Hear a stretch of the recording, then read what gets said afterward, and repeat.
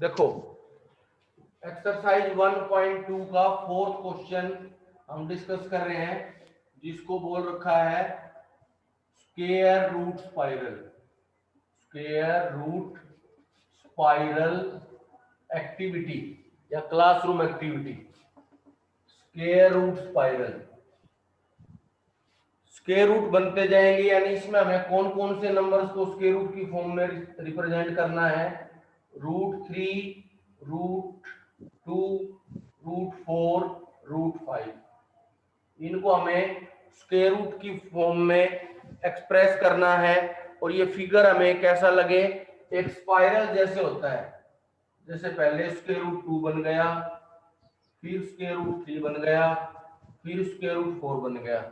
इस तरह से ये फिगर बनेगा बेटा, इस तरह से ये फिगर बनेगा। आओ डिस्कस करते हैं इसको कि कैसे इसकी फॉर्मेशन होगी।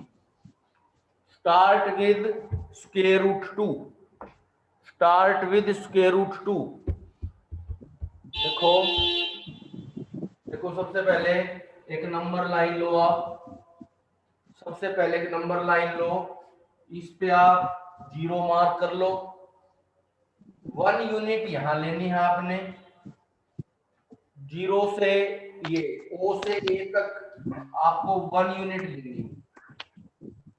O से A तक आपको 1 यूनिट लेनी है। A पे आपको 90 का एंगल बनाना है, ये 60 हो गया, ये 120 हो गया, एक आर्क 120 से, एक आर्क इससे, तो इस तरह से आपको ये 90 का एंगल बन गया। अब A पे कंपास रख के, A पे कंपास रख के जितना O से A है, जितना O से A है उतना यहां कट कर दो B तक। ये भी 1 यूनिट हो गया बेटा, O से A भी 1 यूनिट है, A से B भी 1 यूनिट है। O को B से ज्वाइन कर दो, O को B से ज्वाइन कर दो बेटा, तो ये आपका √2 आ गया। OB आपका आ गया √2। अब B पॉइंट पे फिर 90 का एंगल बनाना है। इस तरह से कंपास से एक आर्क लगा दो, B पॉइंट पे कंपास रख के एक ऐसे आर्क लगा दो बेटा। फिर यहाँ कंपास रख के फर्स्ट आर्क 60 की, फिर यहाँ कंपास रख के 60 वाले पे सेकंड आर्क 120 की, फिर एक 60 से और एक 120 से। इस तरह से इसको ज्वाइन कर दो, ये आपके पास 90 का एंगल बन जाएगा। अब जितना O से A था 1 यूनिट, जितना O से A था 1 यूनिट, उतना ही B से एक आर्क लगा दो, उतना ही B से आर्क लगा दो, ये आपका C पॉइंट हो जाएगा। इसको आप ज्वाइन कर दो, इसको आप ज्वाइन कर दो। जो C पॉइंट आया है, C पॉइंट आया है, उस पर फिर ऐसे एक आर्क लगानी है। फिर इस पॉइंट से फर्स्ट आर्क 60, सेकंड आर्क 120, फिर 60 वाले से एक आर्क इधर, 120 वाले से एक आर्क इधर, और इसको ऐसे ज्वाइन कर देना है। जो C पॉइंट था, O से A जितना है 1 यूनिट, O से A जितना है 1 यूनिट, C पॉइंट से एक आर्क लगा दो। सपोज करो बेटा ये D पॉइंट है आपका, आप O से D को ज्वाइन कर दो।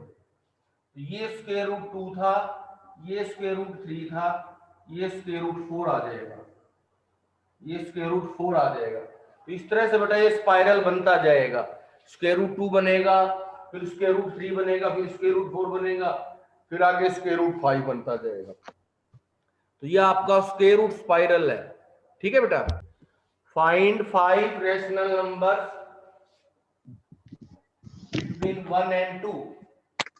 Find 5 rational numbers between 1 and 2। 1 और 2 के बीच में 5 रैशनल नंबर्स आपको लिखने हैं। तो जितने भी रैशनल नंबर लिखने होते हैं, अगर हमें 5 रैशनल नंबर लिखने होते हैं तो आप 6 से मल्टीप्लाई डिवाइड कर दो। तो 1 को भी 6 से मल्टीप्लाई डिवाइड कर दो, तो ये बन जाएगा 6/6। 1 को 6 से मल्टीप्लाई डिवाइड कर दो। जितने रैशनल नंबर निकालने होते हैं जैसे इसमें 5 रैशनल नंबर निकालने थे तो 6 से मल्टीप्लाई डिवाइड कर दो गिवन नंबर्स को। तो 1 को 6 से मल्टीप्लाई डिवाइड किया तो 6/6 आया, और जो दूसरा नंबर है 2 उसको भी 6 से मल्टीप्लाई डिवाइड कर दो, 2 को भी 6 से मल्टीप्लाई डिवाइड कर दो, बेटा कितना आएगा? यह आ जाएगा 12/6। 2 को भी 6 से मल्टीप्लाई डिवाइड कर दो तो यह आ जाएगा 12/6। एक नंबर आ गया आपका 6/6, एक आ गया 12/6। अब इनसे बड़े नंबर ले लो। 6 से बड़ा हो गया 7, 7 से बड़ा हो गया 8, फिर 9, फिर 10, फिर 11 और फिर 12, और इससे इधर है 6/6। अब 6/6 तो 1 है ही, 6/6 तो बेटा 1 है। ये नंबर इस तरह से बढ़ते चले जाएंगे ना, ये 7/6 है, ये 8/6 है, ये 9/6। क्लियरिटी नहीं आ रही हाँ बेटा, एक एक नंबर बढ़ता चला जाएगा। सर, ये क्लियर सारे नहीं दिख नंबर रहा 1 से ग्रेटर है और 2 से कम है। क्लियर नहीं दिख रहा सर, क्लियर नहीं दिख रहा। Basic definition. सेकंड चैप्टर है आपका पॉलिनोमियल्स। सेकंड चैप्टर है पॉलिनोमियल्स। पॉली मीन्स होता है मैनी, पॉली मीन्स होता है मैनी, नोमियल मीन्स टर्म्स। जिस एक्सप्रेशन में काफी सारी टर्म्स होती हैं, जिस एक्सप्रेशन में काफी सारी टर्म होती हैं उसको पॉलिनोमियल्स बोलते हैं। क्या बोलते हैं?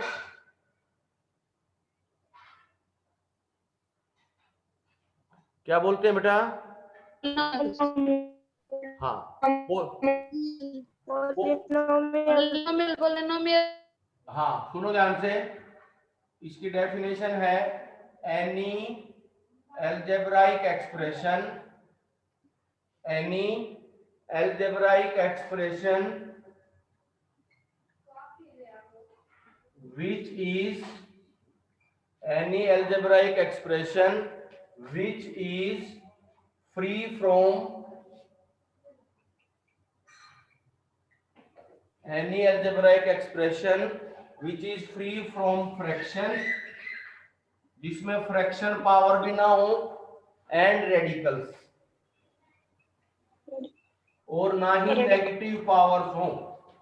ऐसी अलजेब्राइक एक्सप्रेशन जिसमें ना तो फ्रैक्शनल पावर हो 1/2, 1/3, और ना ही नेगेटिव पावर हो जैसे -1, -2, तो उसको हम क्या बोलते हैं? Polynomials. It is denoted by. Sir, your voice is not coming. आपकी वॉइस नहीं आ रही सर, आपकी वॉइस नहीं आ रही। आपकी वॉइस नहीं आ रही सर, आपकी वॉइस नहीं आ रही। Sir, voice not clear. Definition note कर लो पहले। Any algebraic expression which is free from fractions and radicals. ऐसी अलजेब्राइक एक्सप्रेशन जिसमें ना तो फ्रैक्शन पावर होनी चाहिए और ना ही रेडिकल यानी नेगेटिव पावर होनी चाहिए, उसको हम बोलते हैं polynomials. It is denoted by px, qx, rx। ऐसे इसको हम px से भी डिनोट कर सकते हैं, qx से भी डिनोट कर सकते हैं, rx से भी डिनोट कर सकते हैं। ठीक है बेटा?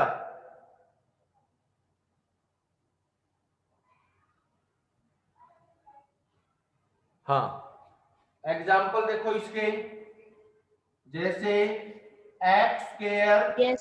हाँ ध्यान दो बेटा, x square plus 2x plus 1, तो इसमें जो x की पावर 2 है, 1 है, 0 है, तो कोई भी पावर ना तो नेगेटिव है और ना ही फ्रैक्शन में है। कोई भी पावर ना तो नेगेटिव है और ना ही फ्रैक्शन में है ना? तो ये एक पॉलिनोमियल है। It is a polynomial. Clear बेटा? सेकंड देखो,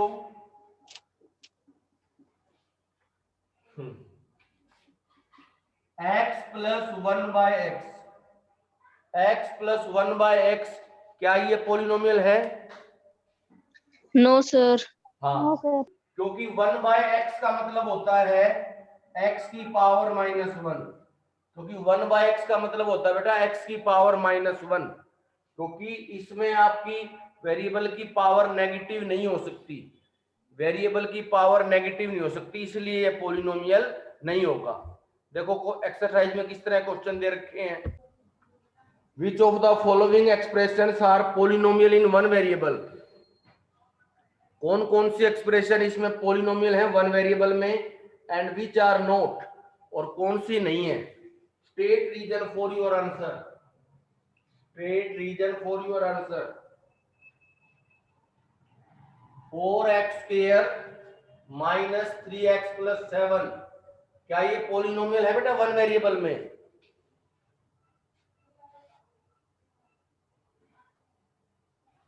Sir, clear the height. Minus 3x plus 7, No, sir. क्यों नहीं है? बिल्कुल पॉलिनोमियल है, यहाँ पे x की पावर 2 है, यहाँ x की पावर 1 है, क्यों नहीं है polynomial?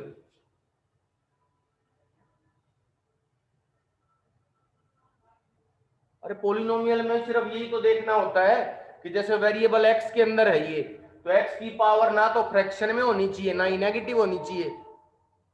It is a polynomial in one variable, it is a polynomial in one variable, it is a polynomial in one variable. y² plus √2, ये भी पॉलिनोमियल है, क्योंकि √2 तो कांस्टेंट है, क्योंकि बेटा √2 तो कांस्टेंट है आपका, वेरिएबल नहीं है।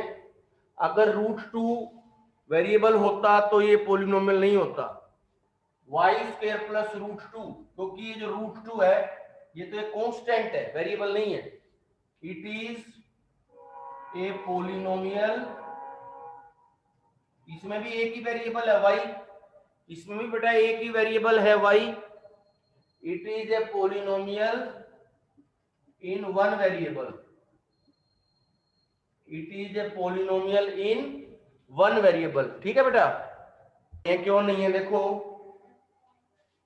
थर्ड पार्ट नहीं है, क्योंकि इसमें 3√t, क्योंकि t के ऊपर अंडरूट लग गया, प्लस t√2 प्लस t√2, इसका मतलब हो गया, ये हो गया 3t की पावर हाफ प्लस t√2। तो इसमें जो आपका वेरिएबल है t, यहां तो ठीक है, यहां तो ठीक है t की पावर 1 है, लेकिन यहां t की पावर हाफ हो गया, वेरिएबल तो एक ही है लेकिन पॉलिनोमियल नहीं है।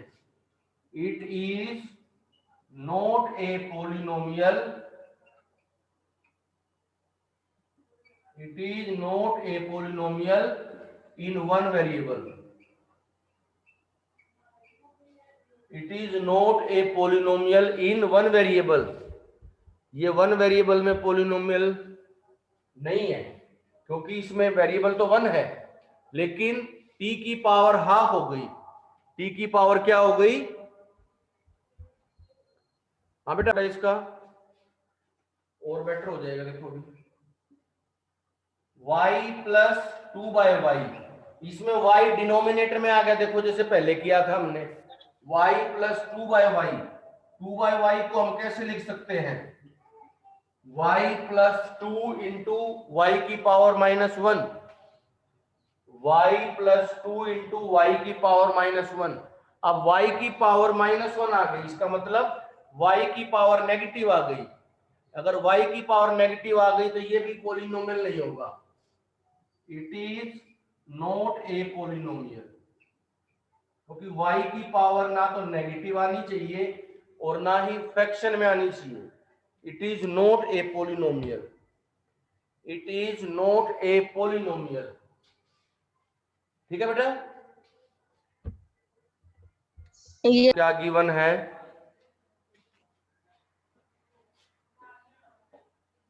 x की पावर 10 प्लस y की पावर 3 प्लस टी की पावर 50, x की पावर 10 प्लस y की पावर 3 प्लस t की पावर 50। इसमें देखो x की पावर 10 भी पॉजिटिव है, y की पावर 3 भी पॉजिटिव है और t की पावर 50 भी पॉजिटिव है। ये पॉलिनोमियल तो है लेकिन वन वेरिएबल में नहीं है, इसमें 3 वेरिएबल है, x भी है, y भी है और t भी है। इसमें बेटा 3 वेरिएबल हैं, x भी है, y भी है और t भी है। तो it is a polynomial but not in one variable. It is a polynomial but not in one variable. polynomial तो है क्योंकि x की पावर 10 पॉजिटिव है, y की पावर 3 पॉजिटिव है और t की पावर 50 पॉजिटिव है, लेकिन वन वेरिएबल में नहीं है, 3 वेरिएबल में है। x भी वेरिएबल है, y भी वेरिएबल है और बेटा t भी वेरिएबल है। ठीक है,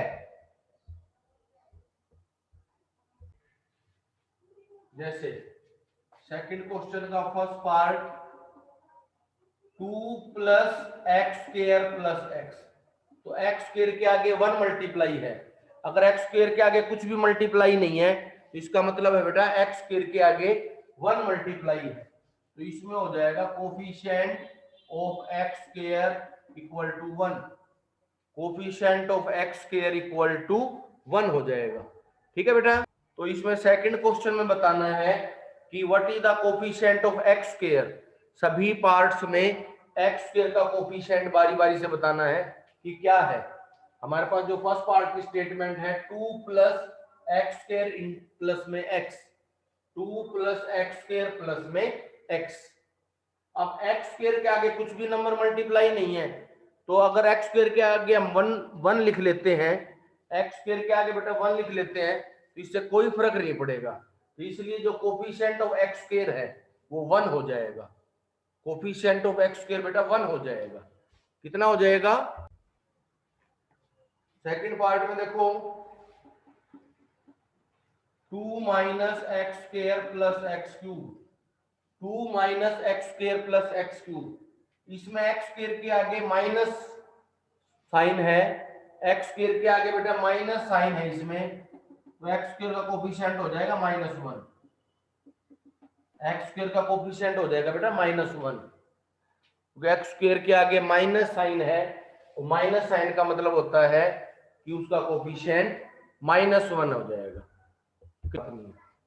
आगे थर्ड पार्ट देखो बेटा, थर्ड पार्ट है पाई by 2 x square, pi by 2 x square plus x, pi by 2 x square plus x. तो हमें एक्स स्क्वायर का कोफिशिएंट बताना है, तो एक्स स्क्वायर के आगे पाई बाय 2 मल्टीप्लाई है, एक्स स्क्वायर के आगे पाई बाय 2 मल्टीप्लाई है,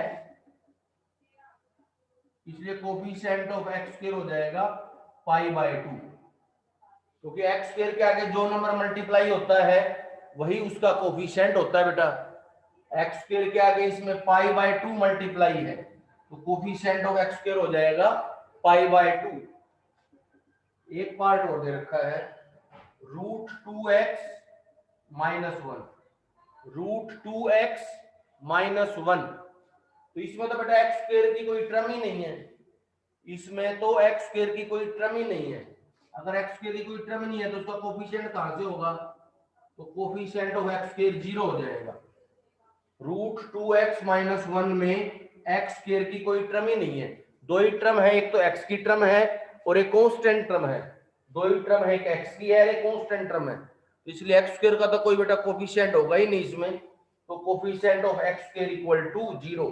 इससे पहले वाले में coefficient of x square equal to pi by 2, second part में coefficient of x square equal to -1 और इसमें coefficient of x square equal to 1। Clear बेटा?